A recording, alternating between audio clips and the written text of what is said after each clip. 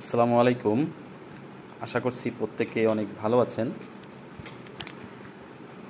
আমার free primary job solution ব্যাচে যারা আছেন, মূলত ভিডিওটা তাদের জন্যই আমি করতেছি।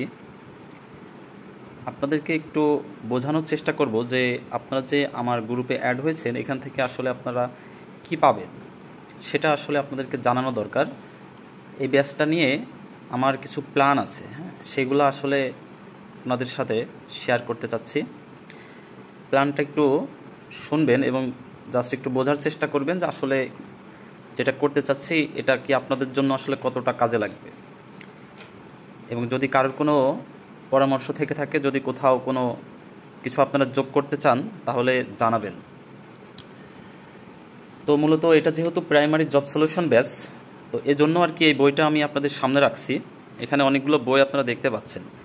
এই বইটাকে ফোকাস করেন। এটা হচ্ছে প্রফেসরসের একটা প্রশ্ন ব্যাংক, প্রাইমারির যে শিক্ষক নিয়োগ সেটার কিন্তু প্রশ্ন ব্যাংক।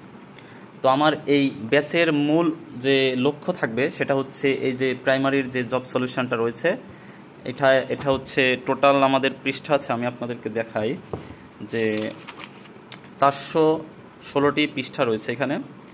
আর টোটাল প্রশ্ন সংখ্যা রয়েছে, টোটাল হচ্ছে এখানে আমি গুনে দেখেছি যে 33টা। অর্থাৎ এখান থেকে 2023 সাল থেকে শুরু করে 2010 সাল পর্যন্ত টোটাল প্রশ্ন আছে 33টি সেট, অর্থাৎ 33টি প্রশ্ন এখানে আছে। তো এর আগে যেহেতু 80টা করে প্রশ্নের পরীক্ষা হতো, তাহলে 80টা প্রশ্ন যদি আপনারা পান প্রতিটা থেকে, তাহলে 33 গুণিত 80, এটা আপনারা করে দেখবেন যে কত পিস প্রশ্ন আপনারা এই জব সলিউশনটা থেকে মুখস্থ করতে পারবেন। এছাড়া কিন্তু প্রথম দিকে দেখতে পাচ্ছেন যে অ্যানালাইসিস দেওয়া আছে, ব্যাখ্যা দেওয়া আছে। তো আমাদের লক্ষ্য থাকবে ব্যাখ্যা পড়া না, আমাদের লক্ষ্য থাকবে এখানে যে 33টা প্রশ্ন আছে এখান থেকে যতগুলো প্রশ্ন জাস্ট পরীক্ষাতে এসেছে সেগুলো মুখস্থ করা। এবং এটা করলে কি উপকার হবে আসলে, আপনারা যারা প্রাইমারির প্রস্তুতি নিচ্ছেন কিন্তু এখনও পর্যন্ত জানেন না আসলে যে প্রাইমারির যে প্রশ্ন ব্যাংকটা পড়ার সুবিধা কি, তাদের জন্য আসলে আলাদা করে কিছু বলার নাই।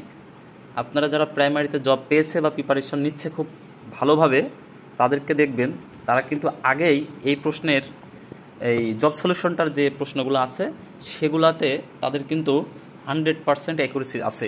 অর্থাৎ কেন এটার 100% অ্যাকুরেসি দরকার, এটা আমার মনে হয় আমি না বলে যদি আপনারা এই জব সলিউশনটা পড়েন 2 দিন বা 3 দিন পড়ার পরে কিন্তু আপনারা বুঝতে পারবেন যে কেন আসলে এই জব সলিউশনটা পড়ার কথা সবাই বলে। কারণ হচ্ছে আপনি যদি একটা পরীক্ষা দেন তাহলে বুঝতে পারবেন যে প্রাইমারিতে আসলে কি পরিমাণ প্রশ্ন রিপিট কোশ্চেন হয়। শুধুমাত্র প্রাইমারিতে গত বছর এসেছে সেই প্রশ্নই পরের বছরে যে পরিমাণ রিপিট হয়, আর অন্যান্য পরীক্ষার প্রশ্নের কথা আমরা নাই বা বলি। এর জন্য আমাদের মেন এই ব্যাচের উদ্দেশ্য হবে যে 33টি মডেল আমাদের এখানে আছে, প্রত্যেকটি মডেলের কোশ্চেন আমরা 80টা করে কোশ্চেন একদম 100% একুরেসি কীভাবে রাখতে পারি সেইভাবে কাজটা করা। তো এইভাবেই আমরা সামনের দিকে আগানোর চেষ্টা করছি।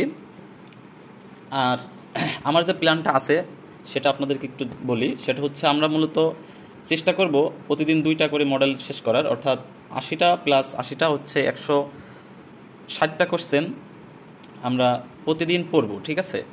এটা হচ্ছে 160 পিস প্রশ্ন থাকবে। এখান থেকে আপনাদেরকে প্রতিদিন রাত্রে যে কোনো একটা টাইম আপনারা ডিসাইড করবেন, সেখান থেকে সেই প্রশ্নের মধ্যে থেকে আপনাদেরকে একটা মডেল টেস্ট নেওয়া হবে।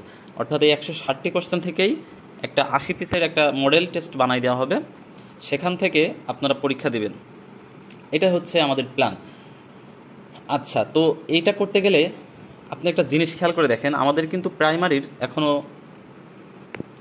সার্কুলারটা কিন্তু আসেনি। অর্থাৎ আমাদের এই 33টা কোশ্চেন সলভ করতে যদি 2 পিস করে আমরা কোশ্চেন সলভ করি তাহলে আমাদের সময় লাগবে 17 দিন।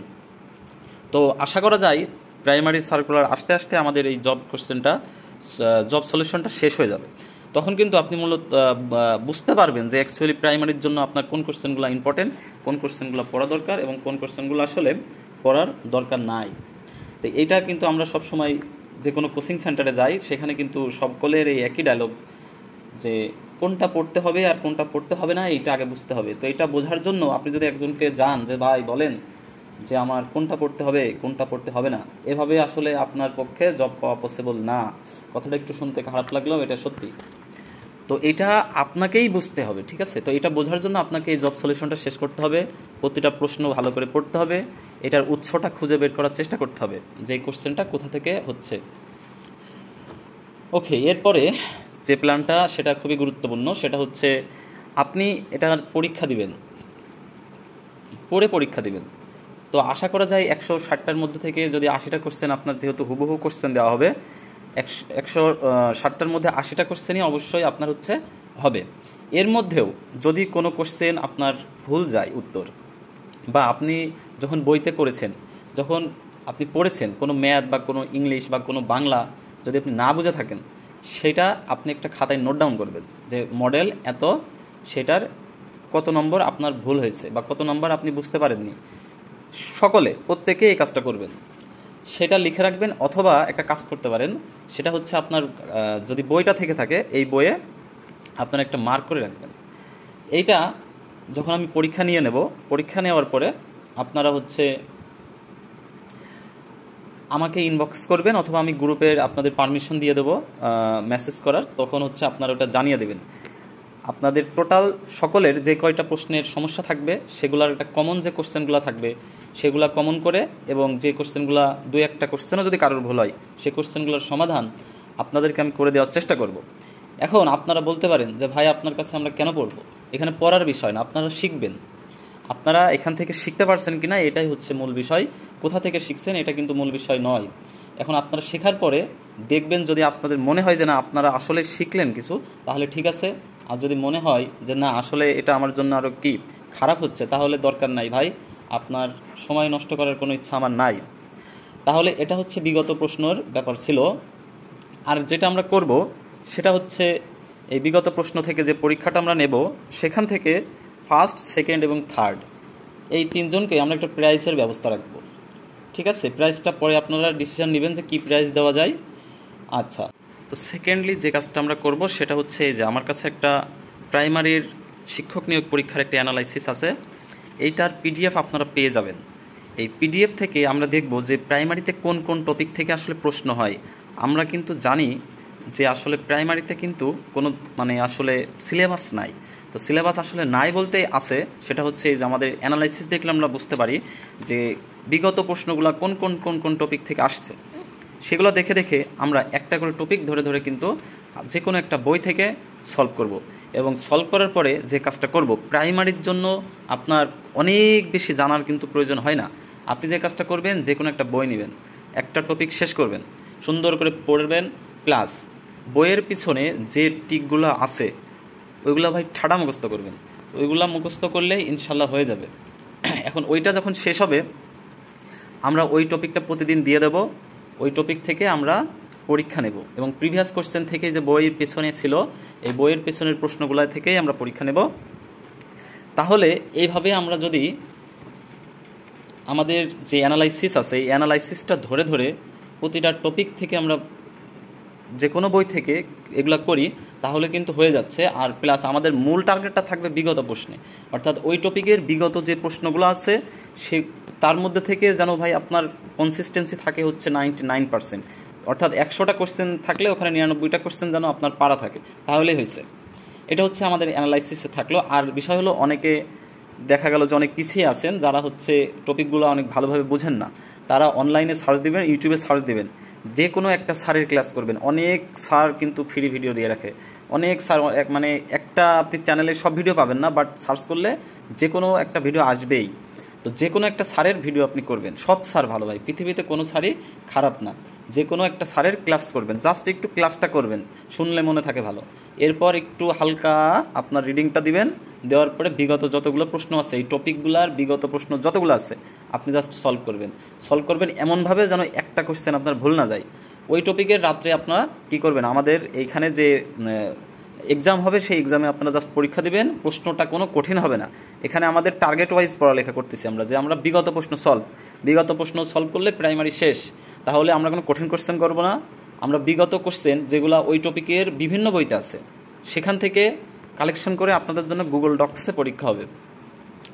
তাহলে ওখানে আপনারা যদি দেখেন যে আপনার যদি আমি 90টা কোশ্চেন করি তাহলে আপনার 80+ 85+ হচ্ছে কিনা, যেহেতু আপনি পরীক্ষাটা পড়ে একদম হুবহু দিচ্ছেন। এই হুবহু কোশ্চেনগুলো পারলেই হয়েছে ভাই, প্রাইমারির পরীক্ষাটাই এমন, আপনারা অনেকে জানেন না। এবং কোচিং বিজনেসটা বর্তমানে এমন পরিস্থিতিতে চলে গেছে, সকলে আসলে এমনভাবে মোটিভেট করে তাদের কোচিংয়ে ভর্তি হওয়ার জন্য, মনে হয় আসলে কি জানি হয়ে গেছে। এখন আমরা বুঝি না, আমরা আসলে চেষ্টা করি যে সেফ জোনে থাকার জন্য, কিন্তু আসলে নিজেদের যেটা করা দরকার সেটা কিন্তু আসলে হয়ে ওঠে না। তো আমরা মূলত যে কাজটা করব, প্রাইমারি কোশ্চেন পড়লে আমরা বুঝতে পারবো যে আসলে বিগত প্রশ্ন থেকে কি ধরনের প্রশ্ন আসলে এখানে আসে। আপনি দেখতেই পাবেন এখানে 80টা কোশ্চেনের মধ্যে 60টা 65 70+ কোশ্চেন কিন্তু বিগত কোশ্চেন থেকে চলে আসে। আর ম্যাথের টাইপগুলো দেখবেন যে মারাত্মক একই রকমের টাইপ, আগের ব্যাচে যেটা আসছে পরের ব্যাচেও সেম টাইপের সংখ্যা চেঞ্জ করে প্রশ্ন দেয়। তাহলে বিগত প্রশ্ন সলভ করব, এরপর আমরা টপিক ওয়াইজ প্রশ্ন সলভ করব, এরপরে যদি কোনো প্রয়োজন হয় সেক্ষেত্রে সেই অনুযায়ী আমরা ব্যবস্থা গ্রহণ করব। এ হচ্ছে আপনাদের নিয়ে আমার প্ল্যান। আশা করছি প্ল্যানটা যদি আমরা এক্সিকিউট করতে পারি তাহলে আর আমাদেরকে আসলে অন্যদিকে তাকানোর কোনো প্রয়োজন হবে না। এবং আপনাদেরকে আরও মানে স্পেসিফিকভাবে বলতেছি, ঠিক আছে, সেটা হচ্ছে প্রাইমারির জন্য বিগত প্রশ্নের আসলে কোনো এখানে দ্বিমত নাই, এটা হচ্ছে সর্বজন স্বীকৃত, যেটা বলা হয় যে প্রাইমারির জন্য শুধুমাত্র বিগত প্রশ্ন পড়লেই হয়ে যায় এবং একটু বেসিক ধারণা থাকলেই হয়েছে। তো এভাবে আপনাদের কোশ্চেন অ্যানালাইসিস এবং সলভ করানোর চেষ্টা করা হবে, এবং সেই সাথে আমি তো আছি। ওকে, ভালো থাকবেন সবাই। আর যদি কোনো কারেকশন প্রয়োজন হয় বা আপনাদের কোনো মতামত থাকে সেটা কিন্তু জানাবেন অবশ্যই।